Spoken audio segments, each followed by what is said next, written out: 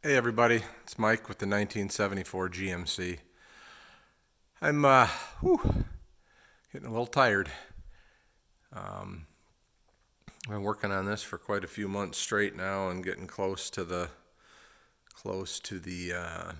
I guess usable part, but just to let you know my barn is a mess. There is stuff out everywhere. I've got chop box, two chop boxes, a wood chop box and a metal chop box set up over here because I've been cutting aluminum and wood. There is, wood scraps and plastic scraps and duct work and motorhome parts, and the bench is full.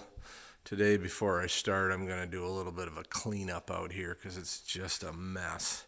And then there's the drawer out from underneath my futon because the futon's actually in the motorhome. We'll look at that in just a minute.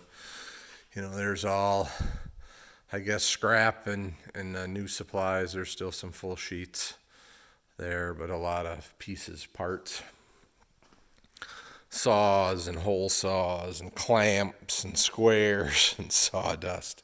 Just kind of a little bit of everything. So, show you where we are today. So, got that lower piece of paneling in that goes behind. So, yesterday, how things went was I started without a countertop, and I needed to know where that dividing wall went. And it's kind of hard to measure with the futon because it's kind of a squishy thing on the ends. So the first thing was to fit in the piece of paneling that goes behind it, which we did. I don't have it obviously up and above. That needs to be done yet. You can see how it's fitted into the door panel, or I say the door panel, the side panel.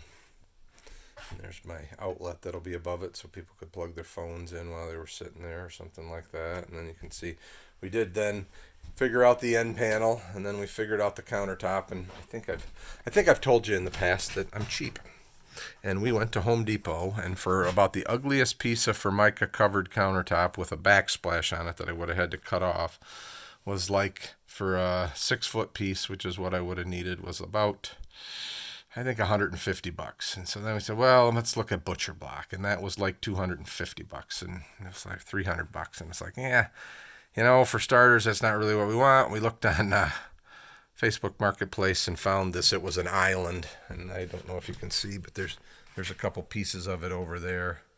So we cut it yesterday and cut the holes in it to put the stove or the cooktop and the sink in it. And just to let you know what we did to cut it is I got a new blade for my skill saw, number one.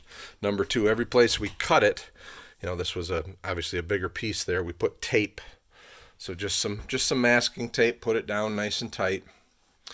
Then we marked it off underneath and cut it from underneath so that the saw blade was coming up, squeezing the Formica back against the substrate. And then for the holes, we traced them out on the top where we wanted them, and then I drilled the 4 corners from the top, where I was again putting pressure down, holding the laminate toward the wood, and then we flipped it over and connected the corners. So again, the saw was coming up. I did a plunge with a skill saw. I don't know if you've done that before, but basically you start with the saw on an angle. Actually, just walk out here where I can grab the saw in my hand. And I won't have the guard up on it, but basically you start with the saw like this, and then you just fire it up and plunge it down through. And you just got to be careful, go slowly. And that way, again, I was cutting up through the Formica so that I was pulling it in as opposed to trying to splinter it.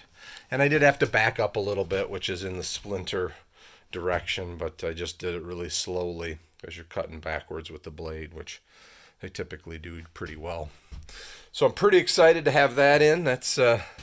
That's a big step forward, and I got to build out whatever's underneath. But after I get cleaned up today, the direction is going to be to drill into the tanks, and that's a little scary for me because, like I said, I don't want to screw up the tank underneath.